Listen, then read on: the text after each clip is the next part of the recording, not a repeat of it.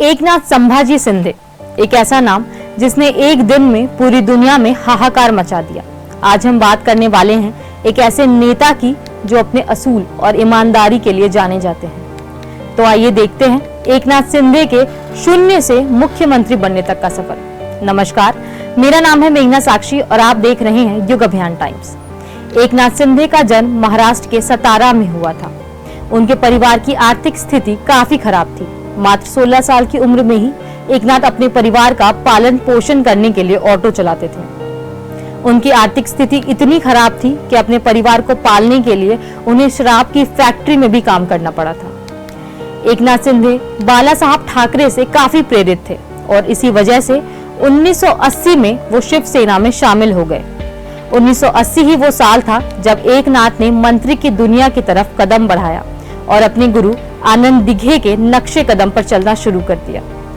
दरअसल आनंद दिघे ही हैं जिन्होंने एकनाथ को राजनीति की दुनिया से रूबरू करवाया था। आनंद दिघे को ठाणे का बाल ठाकरे कहा जाता था। आनंद दिघे लोगों की हमेशा मदद करते थे और अपनी जनता के लिए हमेशा तैयार रहते थे, इसलिए उन्हें धर्मवीर का नाम मिला। 2019 में एकनाथ ने शपथ लेते वक्त भी आनंद दिघे का नाम लिया था। साल 2000 में एकनाथ के जीवन में दुख का सैलाब तब आया जब उनके 2 बच्चों की पानी में डूबकर मौत हो गई। ये एकनाथ के जीवन का काफी कठिन समय था। उन्होंने राजनीति को छोड़ने तक का फैसला कर लिया था। उस समय आनंद दिघे ने उन्हें सदमे से निकाला। दिघे ने शिंदे को ठाणे म्युनिसिपल कॉर्पोरेशन में हाउस लीडर बनवा दिया था। एकनाथ सदमे से बाहर निकल ही रहे थे कि 2001 में उनके मार्गदर्शक आनंद दिघे की मौत हो गई। दरअसल 2001 अगस्त के महीने में आनंद दिघे की कार का एक्सीडेंट हो गया था, जिससे वो घायल हो गए थे और उन्हें अस्पताल में इलाज के लिए तुरंत भर्ती करवाया गया। लेकिन 26 अगस्त को अस्पताल में ही दिल का दौरा पड़ने से उनकी मृत्यु हो गई। लेकिन शिवसेना वालों को लगा कि उनकी मौत अस्पताल की गलती के कारण हुई है, जिसके बाद शिवसेना के लोगों ने उस अस्पताल में आग लगा दिया। 2004 में एकनाथ शिंदे पहली बार विधायक बने और उसके बाद लगातार 4 सालों तक जीतते गए।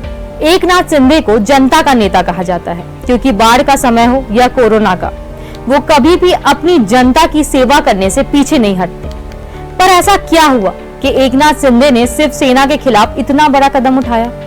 दरअसल शिवसेना एक पीढ़ी दर पीढ़ी वाली पार्टी बन गई थी। 2012 में जब बाल ठाकरे की मृत्यु हुई तब एकनाथ को ही शिवसेना का सबसे बड़ा नेता के तौर पर देखा गया। लेकिन पिछले कुछ सालों से पार्टी में ऐसी कई सारी चीजें हुई जिससे एकनाथ काफी नाराज थे। जैसे सबसे पहला कारण था शिवसेना का कांग्रेस और एनसीपी के साथ गठबंधन करना। एकनाथ कभी नहीं चाहते थे कि ये गठबंधन हो। दूसरा, काम करने के बावजूद भी क्रेडिट नहीं मिलना। एकनाथ को राजनीति में काफी तजुर्बा था, उसके बाद भी उन्हें बड़ी जिम्मेदारियां नहीं दी जाती थी। संजय राउत को उनसे ज्यादा भाव मिलने लगा। 2019 में मुख्यमंत्री की कुर्सी के इतने करीब आकर भी कुर्सी नहीं मिली उन्हें। शिंदे कांग्रेस की जगह बीजेपी के साथ रहने का पक्षधर थे और महाविकास अघाड़ी वाली राजनीति भी उनके राश नहीं आई। सत्ता का पावर एकनाथ से ज्यादा आदित्य ठाकरे को मिलने लगा।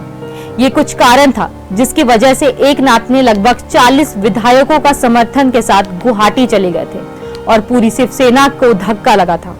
और आखिरकार अपने असूलों को बरकरार रखते हुए उन्होंने सबको ये साबित कर दिया कि उन्होंने जो भी हासिल किया अपने दम पर किया और एक रिक्शा चालक महाराष्ट्र का मुख्यमंत्री बन गया। ये थी एकनाथ शिंदे की जीरो से हीरो बनने तक की कहानी। धन्यवाद।